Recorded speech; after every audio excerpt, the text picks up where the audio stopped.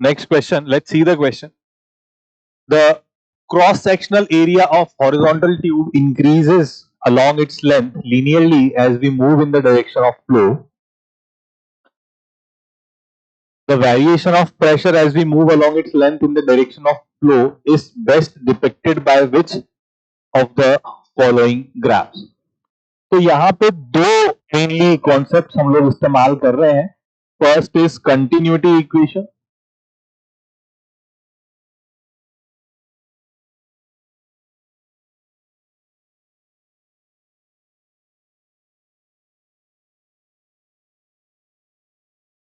जो कि बहुत ही आसान चीज है ना. A1 V1 is equals to A2 V2. और जो दूसरी चीज है that is Bernoulli's equation. So Bernoulli's equation is pressure plus rho GH plus half rho V square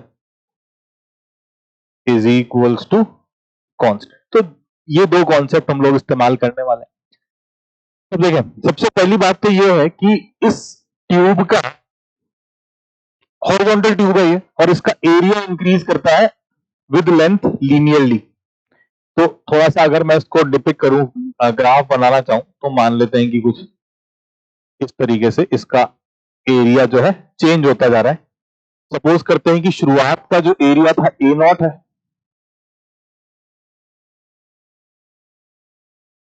और कुछ x डिस्टेंस चल करके यहां पे आकर के अगर इसके एरिया को बोला जाए तो वो क्या होना चाहिए, लीनियरली इंक्रीज करना चाहिए. तो नया एरिया हो जाना चाहिए A0 plus kx.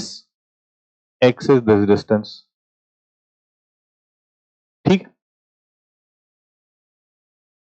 The variation of the pressure as we move along the length of the direction of the flow. तो चलो, तो प्रेशर का वेरिएशन चाहिए. तो इस पॉइंट में और इस पॉइंट में हम लोग बर्नौलीज इक्वेशन लगा रहे हैं. पहले यहां के लिए लिखते हैं. तो प्रेशर ऐसे इस पॉइंट को बोल देते हैं 1, इसको बोल देते हैं 2. तो P1 प्लस रो जी एच प्लस हाफ रो V1 स्क्वायर.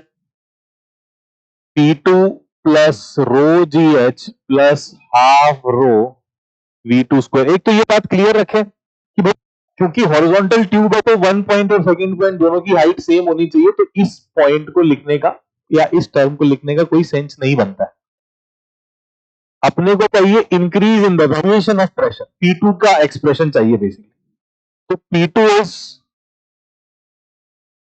मान लें कि यहां का जो प्रेशर आ रखा है 1 का, सपोज करते हैं कि कुछ है P0, है ना, इनिशियल प्रेशर दिखाने के लिए. तो P0 प्लस हाफ रो V1 square minus V2 square. Let us assume कि 1 पॉइंट की जो वेलोसिटी है इट इज आल्सो V0. 2 की वेलोसिटी लिखी जा सकती है क्या? कंटिन्यूटी इक्वेशन से हम लोग ये बोल सकते हैं कि A0 V0 is equals to A into V2.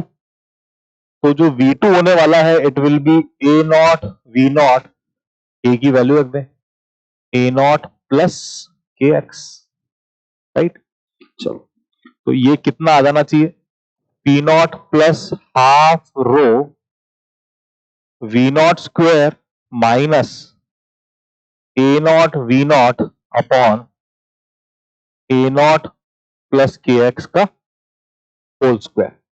तो फाइनली जो प्रेशर का वेरिएशन आ रहा है it is P0 plus half row V0 square. बाद में जो बात बच जाती है that is 1 minus A0 upon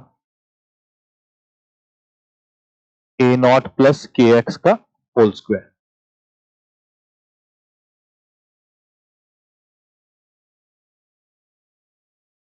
है ना.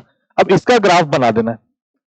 अब देखो, ग्राफ बनाने के लिए ऑप्शंस काफी सूटेबल है मेरे पास, है ना. ऑप्शंस में ये कि एक तो सिंपल सी चीज की भाई मेरा जो प्रेशर होना चाहिए वो टाइम एक्स के साथ साथ बढ़ना चाहिए कि घटना चाहिए.